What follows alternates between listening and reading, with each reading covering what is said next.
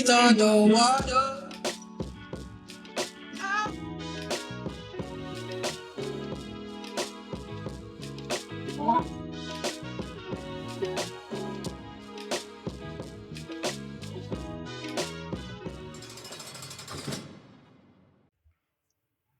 Welcome to the show, y'all. I'm your host, Joe Baker.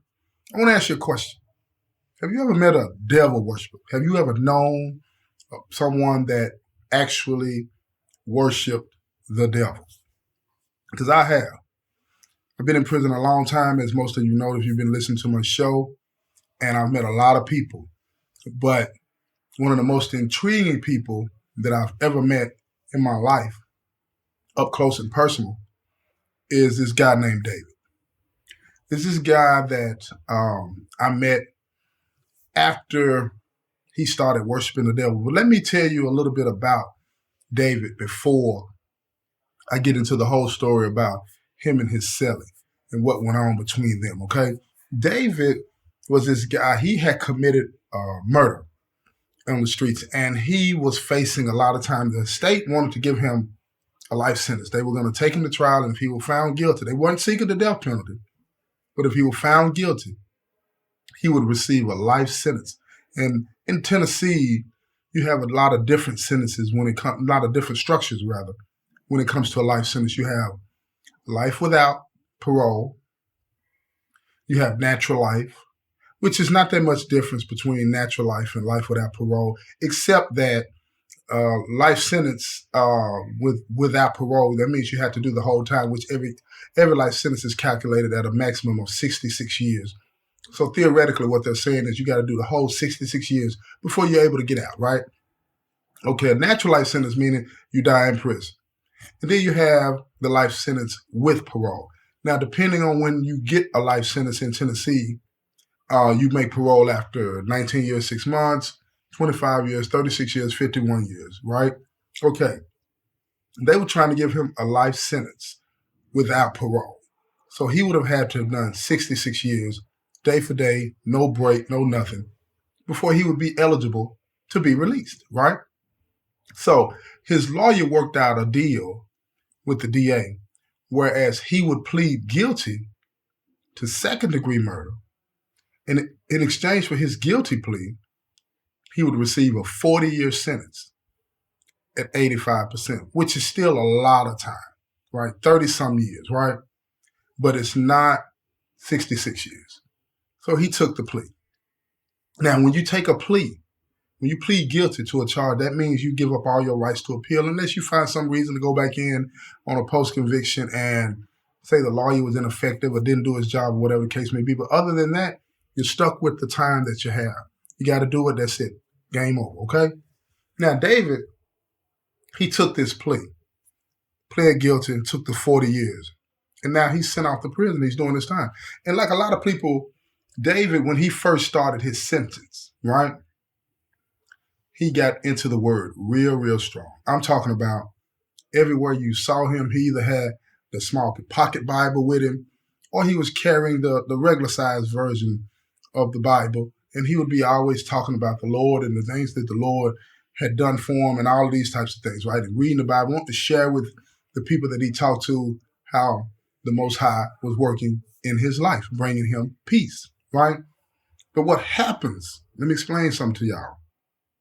What happens to a lot of people in here, over time, they start to see that nothing is changing. And that's what happens when you get settled in. After about 5 or 8 years, you start to see people that you've gotten close to going home. So a lot of the people in his Bible study groups, they didn't have the kind of time he had, so they were getting out, going home. He was left here. The people that he was associating with, they were moving on with their lives, getting out. He would call them and talk to them. They're enjoying their families. They're getting married. They're having babies. They're doing all of these types of things. And his life was standing still because he had a lot more time to do. And over time, David became a very bitter person. And he turned away from God, put the Bible down, started smoking weed, getting high, drinking, doing all the types of things that you do in the penitentiary, right? When you're trying to distract yourself from the realities of your situation. He got fully into that.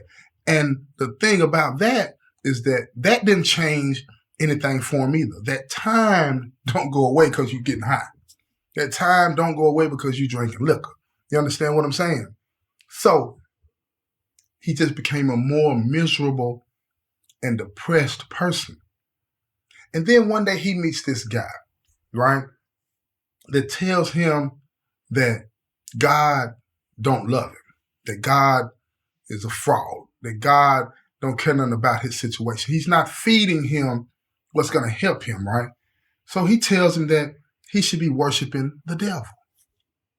That he should be worshiping the devil, the author of tricksters, the father of tricksters, lies, manipulation, and deceit. He said, this is who you should be worshiping. This is who you should be praying to, because this is what you do. This is your life. Why would you be praying to somebody that don't match up with how you live your life? Excuse me. So David, wanting something to attach to, something that would make him feel better, he tried it. He tried it. Now, over the course of time, he would have different cellmates. And every time he got a cellmate, he would have problems because he, like the way he was at the beginning of his sentence, sharing the word of God with everybody, now he wants to share these words, these pamphlets talking about Satan and worshiping Satan. He's talking to his family on the phone about it and all that. They don't want to hear none of that. They don't want to hear none of that. So he's being alienated from everybody except for this one dude that is telling him this is what he should be doing. He even went so far as to get a 5-point star branded, right, not branded, but tattooed on his chest, right over his heart, you know? So now all of a sudden, let me tell you, it's this dude named Marcus, right? And Marcus is a believer. So when Marcus gets to the penitentiary, they put Marcus in the cell with David. In the first conversation they have, I'm talking about the very first conversation they have. Now, when you move in with somebody, like when you get a new Celley, or it's a cell change or something like that takes place because the administration, the new people around, whatever the case may be, the first conversation you have with your Celley is about how you're going to coexist in this small space with each other, right? That's what most people talk about the first time. That's not what David was talking to Marcus about. He's trying to get him off the top to understand, look, I don't believe in God. I don't want to talk about God in here. I believe in Satan. I worship Satan, blah, blah, blah. He's trying to feed him. And so Marcus is like just standing there looking at him. They're about the same age, right? They're about the same age. They haven't had a conversation in detail. But Marcus doesn't have as much time as David does, but he has a little bit to do. You feel what I'm saying? I think he had 12, 14 years, something like that to do, right? But he's listening, but he tells David, he said, look, man, he said, I believe in Christ. He said, I don't subscribe to what you're talking about. You do you, I'm going to do me. So check this out. David tells him, look, man, that's fine. That's cool. Whatever. You feel what I mean? He asked me, he said, are you affiliated? Marcus tells him, no. He said, do you mess with anybody that's affiliated? No. He said, I go to church. I just do my time. Because Marcus had got transferred to this prison that he was at with David from another prison, right? So he wasn't new to the system. So he said, man, I just do my time. I go to church, go to work, and that's it, man. I ain't trying to kick up no dust. I don't sell drugs. I don't do any of those types of things, right? So David looks at him and sees him as somebody that he could probably push over. You know what I'm saying? And run over this dude. But Marcus is not that type of dude either, right? But he don't want to go there. He ain't trying to live that life no more. So David tells me, he said, look, I tell you what then, man. You know, I get up, I go to work, I do this, I do that. I clean the cell on such and such day. You can clean it on the other days. We coexist like that, right? And everything was fine as far as that breakdown. Everything was cool as far as that breakdown because they have to live together until one of them decides to move out or whatever the case may be, right, or gets out of prison. And that wasn't going to happen anytime soon for either one of them. So David tells him, he said, now, one more thing, man. Ain't no praying in this cell. So Marcus looks at him and like, what do you mean, no praying in the cell? He said, I don't want no praying in the cell, period.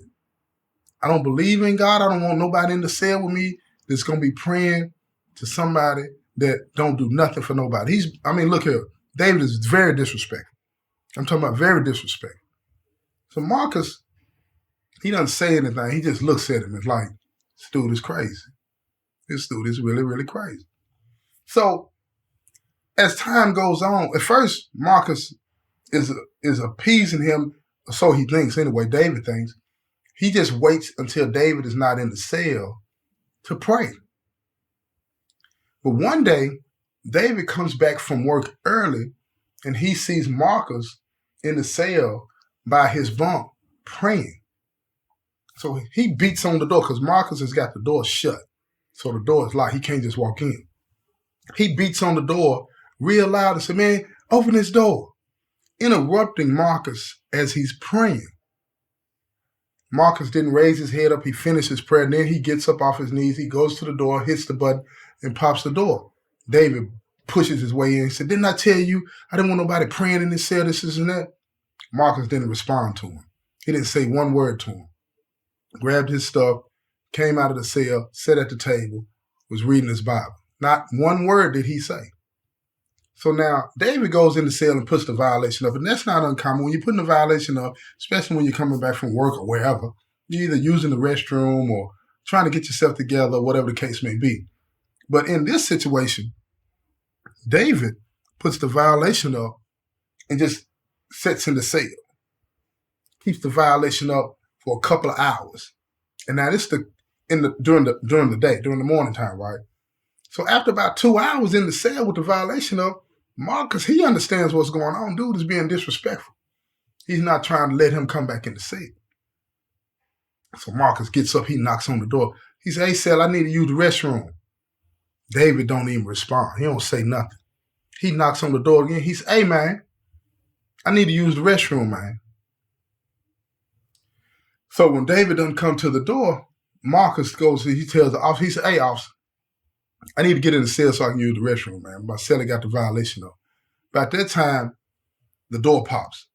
David pops the door and pushes the door up and takes the violation down. And then he walks right out the cell and pushes past Marcus, you know what I'm saying, and bumps him with his shoulder, right? Marcus goes in the cell. When he goes in the cell, David turns around and says, man, you need to hurry up, man. It'll be locked down in a minute. Marcus don't say nothing. He don't say one word to him. He gone in the cell and he uses the restroom, takes the violation back down, then he lays down on the bunk, start watching some TV. David comes back into the cell. When he comes into the cell, he stands at the front of the cell by the door and he's looking at Marcus, trying to just, you know what I'm saying, put some fear in him, right? Just staring at him real aggressive like. Marcus looking back at him like what? You know, he's not afraid of him. You feel me? So David, he notices that. He walks and he jumps up on the bed because he likes the top bunk. Here's one of them dudes don't like the bottom bunk. A lot of people in prison don't like the bottom bunk because they feel like, you know, if you have somebody come into the cell or whatever, you're going to naturally want to sit on the bottom bunk. But if you're on the top bunk, ain't nobody going to want to sit up on the top bunk. So he likes the top bunk. So David jumps up on the top bunk and he's grunting and making all these noises, being disrespectful.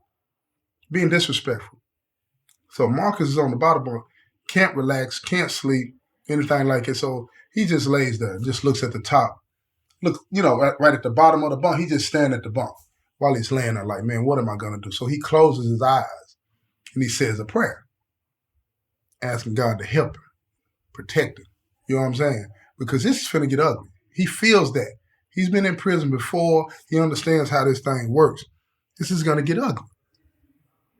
So anyway, in the midst of all of that, he still does not go and ask the unit manager for a cell change. It was something that was preventing him from going and saying, look, move me out of this cell. He wouldn't do it. He would not do it. So David, that next day, he gets an idea in his head. He said, well, I'm going to put a 5-point star in the middle of the floor. Right there in the middle of the floor. So he's got a rug too. Like sometimes, different places they allow us to have rugs. So he painted a 5-point star in the middle of the floor and had it, the pentagram, you know what I'm saying, what people that worship the devil use is 5 or 6 points, but it's a pentagram. He painted it into the middle of the floor and he put his rug right over the top of it. Right over the top. But he wanted to make sure Marcus saw it. As if he was marking this cell with Satan's brand. And it made Marcus feel very uncomfortable. So now David was like, even when I'm not here, you know what I'm saying, Satan's presence is going to be in this cell. He's that bitter, y'all. Just sour dude. You feel it? So when he wasn't in the cell, that later on in that afternoon, or no, it was the next day, this is that third day, Marcus is in the room praying. He's praying. Like, Lord have mercy, what am I going to do? Help me with this. But he still did not want to move out. He didn't know what it was. He just didn't move out of the cell. He was like, I'm not moving. He's not running me away, but I'm not going to stop praying. Not going to stop doing it. So one day, a few days later, David comes back from work a little early again. Marcus is in the cell, but he's not praying. David comes in. He jumps up on the bunk, and Marcus can hear David up there. It's like he's sniffling. Something's wrong. So Marcus gets up. He said, "You all right, Celley?" David looks at him and then rolls toward the wall. He could tell something's wrong with him. The dude been crying or whatever the case may be, right? And in the penitentiary, stuff happens, y'all. Stuff happens, and you gotta have those moments. You're gonna have those moments, rather, where you break down. It's gonna happen, and the safest place to do that is either in the cell or in the shower. If you're in the cell, the only person that'll see it is your cell unless you're alone. In the shower, you'll be by yourself. You know what I'm saying? So he happened to be in the cell and he's crying and whatnot. So Marcus wanted to give him some privacy, comes out of the cell, gives him some privacy, goes out there, and he hears that David's mother had passed away, died.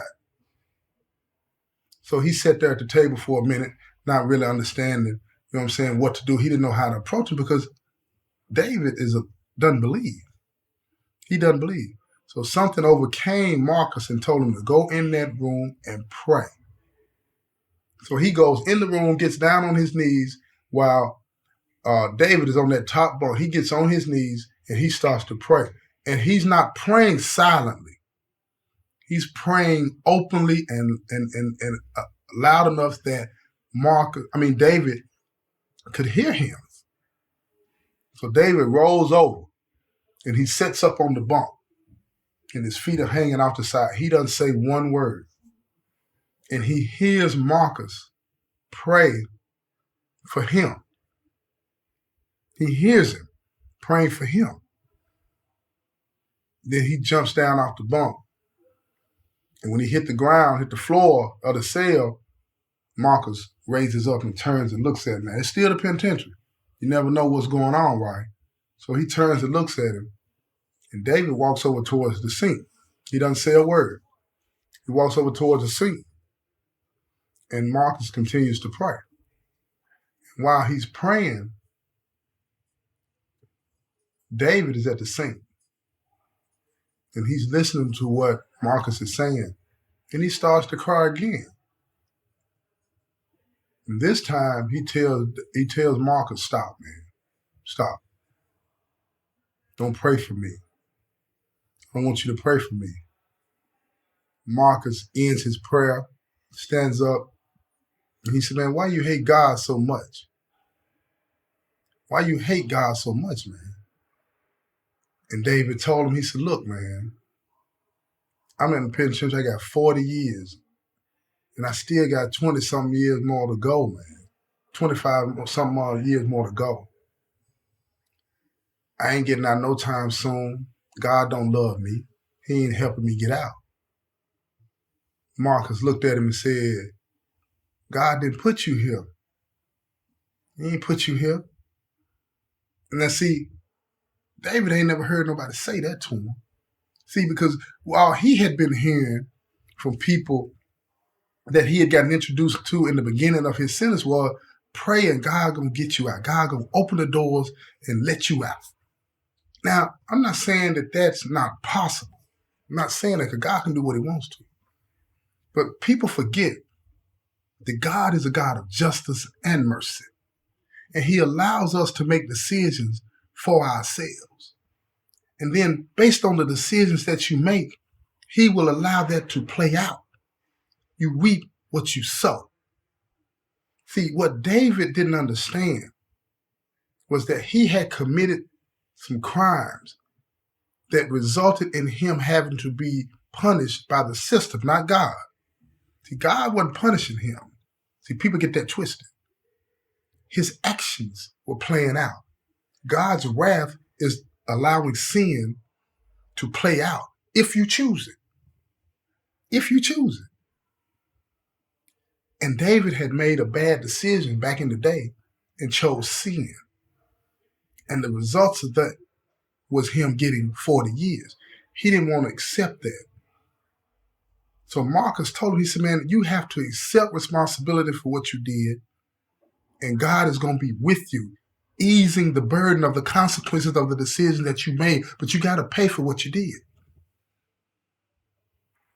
So David stood there and he looked at him and he started to cry. Marcus walked towards him and he just hugs him. David falls on him and he's crying. I'm talking about, you know, one of them cries where you're heaving and like that.